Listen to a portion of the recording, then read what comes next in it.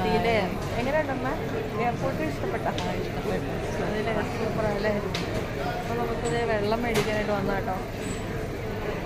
വെള്ളമൊക്കെ മേടിച്ചിട്ട് പിന്നെ കാണാം അല്ലേ? അതുകൂട്ടാ